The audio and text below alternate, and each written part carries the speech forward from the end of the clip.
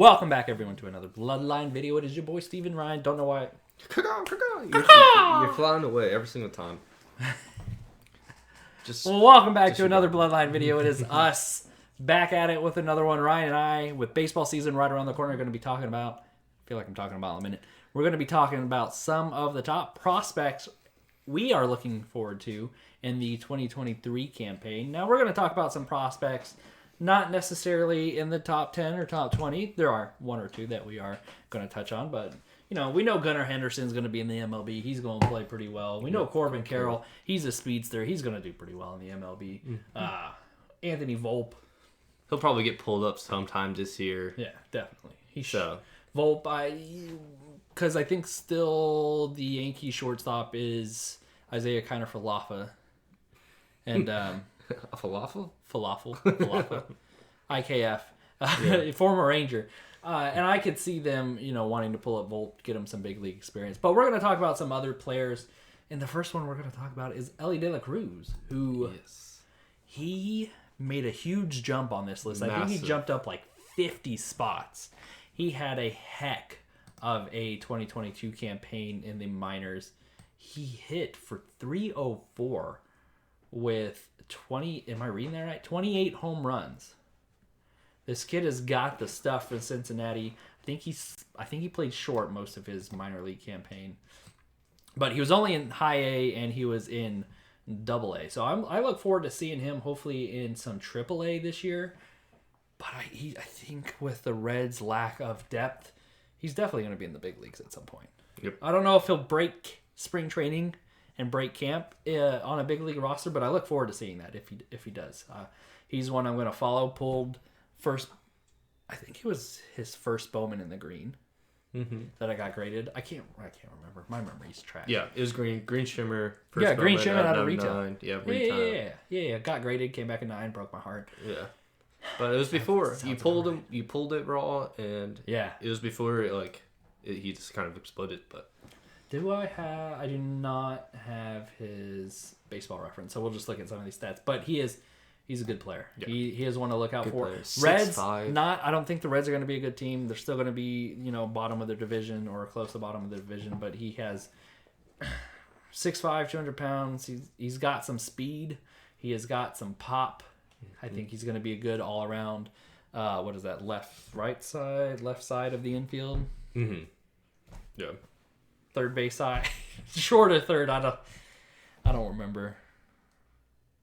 Yeah, baseball terms, you can't look at me asking that. You only played 2000 Well, I think of it as if you're standing on the field, it's the right side of the infield, but it's the opposite side of right field.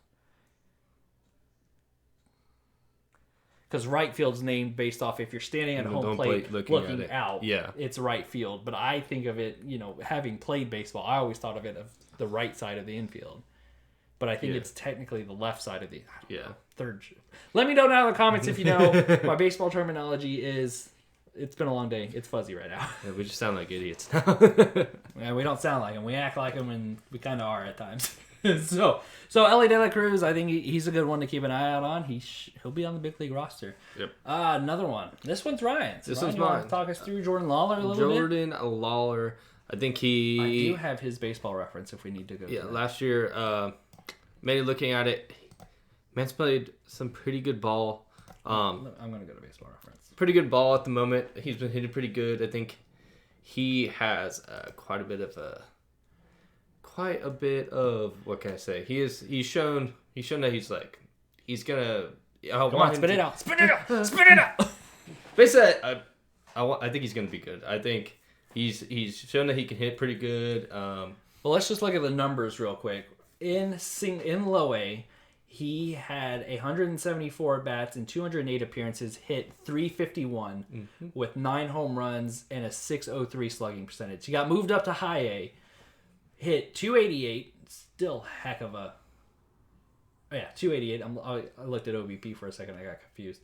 Still hit 288 with 3 home runs, slugged for 470. So there was a little decrease when he went from low to high A. Mm-hmm. And then he went up to triple A. He did 3 different tiers of minor league baseball last year. Now, he did not move up to double A as well as he did low A and high A. but he hit 212, 4 home runs. He slugged 353. Not the greatest of stats in Double-A, but this kid's only 19 years old. This is going to be his age 20 season. He is looking.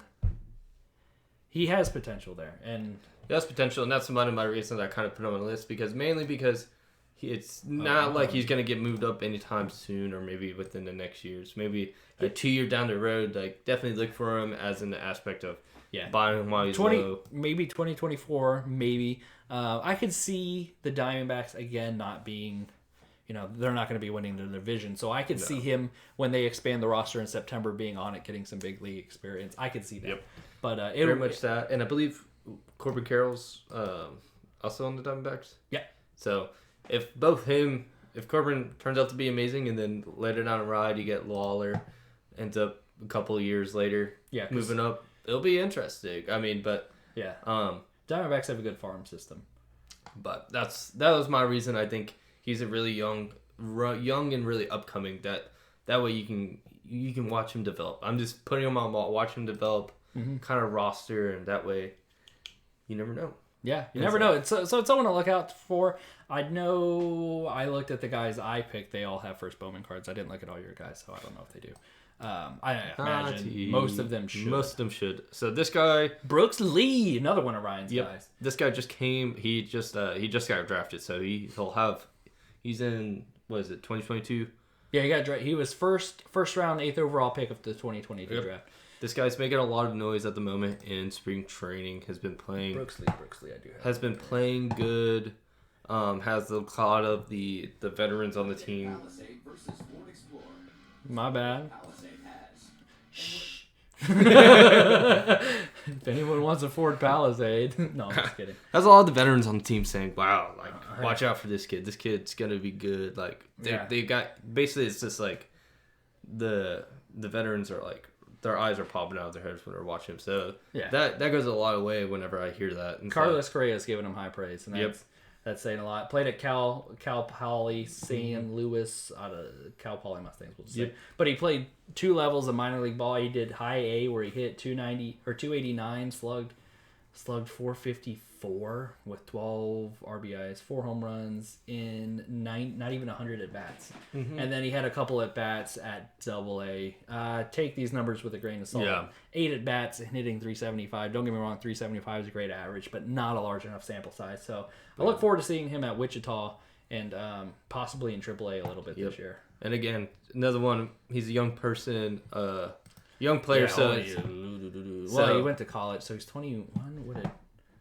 What did Brooks, or what? He's a young prospect, so basically I have 22. I have him on my young prospect watch list with like Chase Young and all the people that just got drafted, like Jackson Holiday and all them. Like, keep an eye out, watch as they develop, see where they go. But this list is mostly, I think I mentioned, mostly guys who probably won't play in the bigs this year could if they perform in minors, but are just kind of like just prospects that we're gonna watch, and if you want to watch along with us, by all means, please do. Yeah, and much going forward, like with these prospects, it's like me and Steve aren't experts. Like we're gambling as well as everyone else that that drafted him. Like they're just hoping out. They're hoping out that it's gonna work out, and but the idea of looking at him now is maybe you can watch him. Maybe they'll go down a little bit. They'll have a little slump, or maybe they'll come up and boom. But here's another one we're looking at. I had this one on my list of guys I'm looking out for is Evan Carter. Bochy, Texas Rangers manager, has given this kid high praises. Carter's not ready for the big leagues, and Bochy kind of alluded to that. He's got potential. He still has to develop. This kid's only 20. He's going to be 21 in the middle of the season.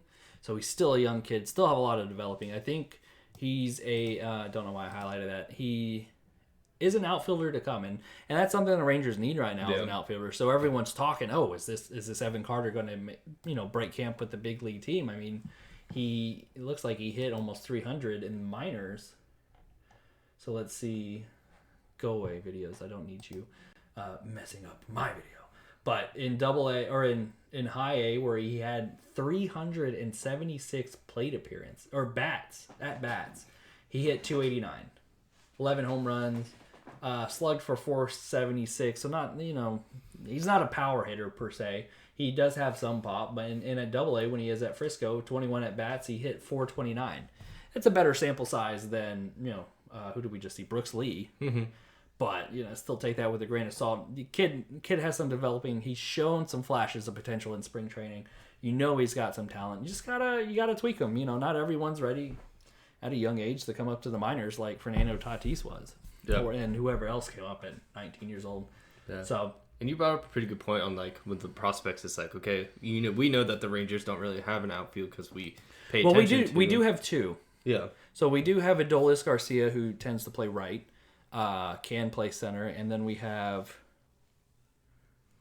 God, I said we had two, and now I can't even think of them. But still, it's just like when you're looking to maybe get or pick up a prospect card, I would always just like see what their stats are like.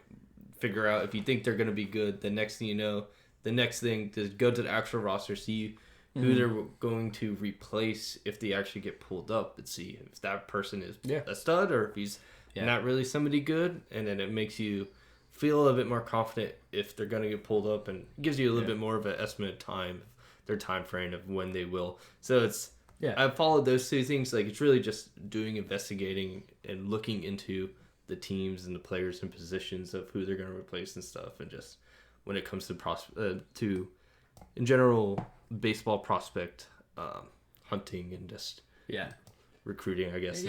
Baseball's a tough one. There's so many players who don't pan out. Let's look at Khalil Watson, who was chase of 2020 Bowman. I mean, he went from a top 100 prospect to where he fell out of the top 100 because he just didn't. He did not perform well in 2020. So it can happen. There's players who make it on this list one year, they fall off the year before because they don't have good years.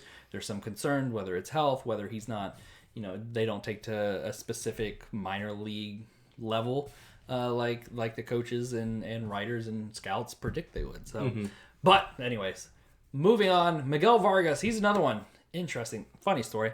He's been at spring training. He's seen some big league pitching, but he was told not to swing because he had a fracture in it. I think. Oh, that's who this guy. That's who this guy is. Okay, but he's been walked so many times. He's been walked 4 times as of recording, and he's the one who was what pitcher was it? One of them was, I think it was Scherzer, or someone was toying with him.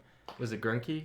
Yeah, it was at Greinke. Thank you. And he was just throwing 90 right down the pipe, but because he has no swing orders with his fractures, Greinke was like, okay, I'm gonna mess with him, and he just lobs like a 50-mile-an-hour pitch, and he just sits there and smiles. But anyways, that's this guy. So Vargas, he's another one. He's gonna fill a need for the Dodgers. It's likely he'll play second base. Dodgers lost some players with losing Trey Turner and I think Justin Turner, and the Dodgers still a solid team. Don't count them out. They're still going to try to probably win the NL West.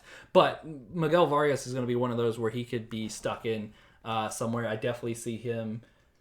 He will definitely be on the roster in 2023. I'm pretty sure he'll be on the opening day roster too. Yeah. I hesitated, but I think they look like they're going to start him at second. And let's not look at his pro numbers. He did have 47 at bats in the big leagues last year. He only batted 170, not the greatest. But we're going to look at some of his minor league numbers, where in AAA he was hitting 304, pop of 17 home runs, had a 511 slug. So this kid could hit. This kid's good. He's going to figure it out. He's going to see some pitches. He's probably going to get off to a slow start, get hot a little bit over the summer, and then ride that through the year. Yep. He's not going to light it up. He's not going to be Julio Rodriguez, but he's going to be someone to keep an eye out for. Yep. And someone who kind of fills the void where the Dodgers need it, whether it's playing second or playing third, maybe a little bit of both, maybe some outfield when needed. So he's going to be kind of a utility player that we'll probably see. If he could stay healthy, I could see him playing 140 games this year. Okay. Maybe 130. Definitely being on the big name as the Dodgers. Yeah, he's definitely going to get a lot of... There's the limelight. There's the spotlight. Yeah. It's like, it's going to be like... I was going to do something funny, but I can't find my thing. It's going to be like... No!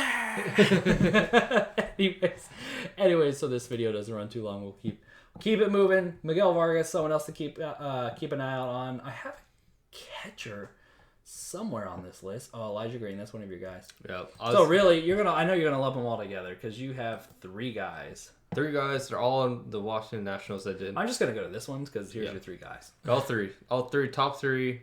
Looking at them, James Wood, Robert House III, and Elijah Green.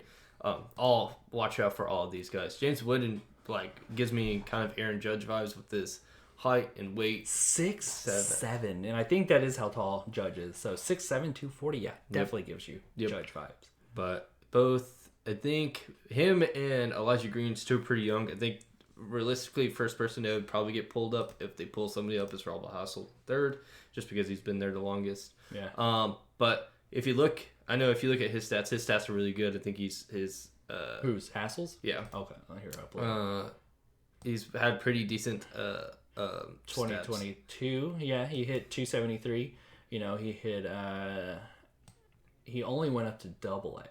Mm-hmm. Hit almost 300 in high A. Isn't that what plus means? Why he got traded? He might have got traded. I don't remember.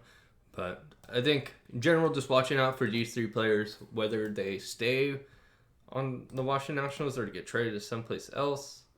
Definitely keep out for where they end up and potentially when they get moved up. The other 2, Elijah Green just got drafted, so he'll be 5th pick in this most recent draft. He'll have some time to develop. And he's only 19. He didn't play college ball. Not to interrupt. Yeah, that's what I'm saying. Just keep an eye out on these 3 players, especially. I think James Wood. Keep an eye out for the Nationals. I mean, they got a good farm system. Yeah. 2030 will be their year. Yeah. Sorry. So 2030 will be. I cracked myself up. So those 3 players are on my list of potential. Good, because I think I did miss Hassel when I was scrolling down. And then. We could have planned this a little better, but oh well. Yeah. Let's see. Who else is on this list? Who else? That's Sal. Where did I miss him? Yeah, he's up. He's like 30 something on the Brewers. The Brewers player. There he is. There's good old Sally. He is really good. Scouting grades. Hit 70, power 45, so he's not much power guy, but he is hit for contact and has some speed. He's a solid leadoff hitter. Very, very solid leadoff hitter, my opinion. In your non-professional, amateurish position. I mean, gosh. AAA Nashville, he hit 365 in 189 appearances. Again, no pop 4 home runs, but it's not all about the long ball. Sometimes you got to play small ball, and you need a leadoff guy to get on so your power guys can knock him in. But yeah, he's 365 in AAA. He played 3 different levels: high A, double A, triple A, and pretty much he hit above 300 in double A and triple A. Yep. Almost had 300. He'll be. I think since he's been in since like 2020, I don't know if the Brewers what their outfield situation is, but he could potentially, like Steve said, like when September comes around, could be potentially get pulled up. So yeah, MLB.com has him coming out this year, which I could see. Small frame, 5'10", 180, speedster, like we said, bats left, throws right. Mm-hmm. Interesting. Okay, so who are we missing? We got Brooks, we did Jordan, we did Sal. So we just have Harry Ford. I don't know where he's falling on this. Control F, Ford. Where'd you take me? All the way to the bottom for some reason. There he is, 49. Catcher for the Seattle Seattle Mariners. Now, the only thing is, I know Seattle has Cal Riley. They do have some catching. I don't know if he'll come up. But he's still a youngster, so we're not going to see him for a couple years. But I wanted to talk about... What do I want to talk about with him? I know there was something that impressed me. He moved up. He barely cracked the top 100 last year. And he jumped up, I think, 40 or so spots because he had a heck of a minor league campaign in single A. Batted 274. That is still pretty good. Not 300, not like outstanding as some of these other guys, but a catcher that can hit and he can play defense. You need that. 11 home runs. He had almost 400 at bats. Oh my gosh, it's getting late in the day. I'm just like all over the place. Almost 500 plate appearances with 390 at bats. Hit 274. Only in single A. Only 19 years old. Didn't go to college.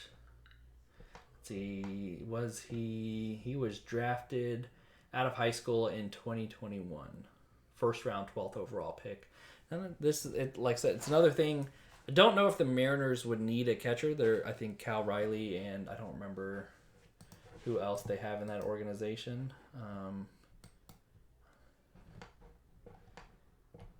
Trying to do some research. Harry Ford's considered their top prospect. I wish I could go into just not to eat. Well, I guess I can go to standings. Don't mind me, just all over the place. Seattle. No. And what I want to look at is not their flex memberships. I don't live in Seattle. And as a Rangers fan, I'm not rooting for them. So they're catcher. So they got Cal Riley. I think still a relatively young catcher. Yeah. Tom Murphy. I could see them, if they need a second catcher, I could see them. Maybe not next year, maybe the year after.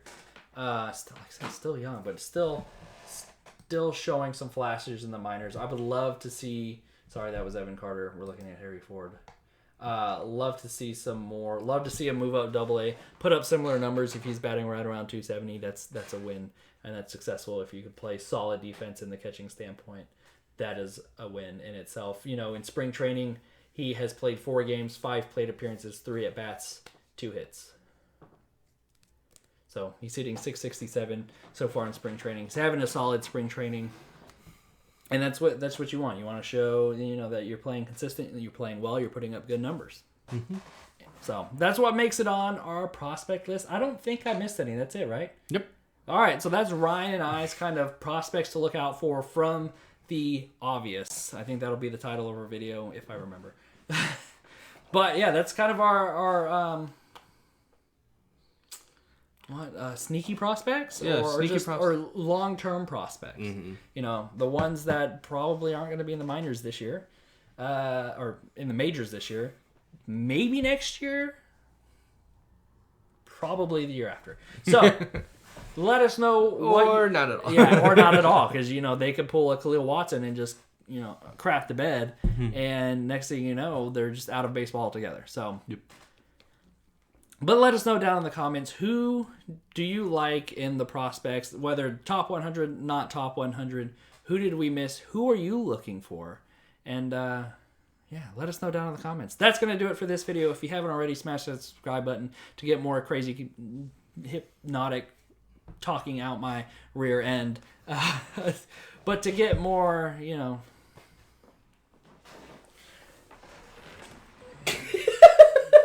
I don't know.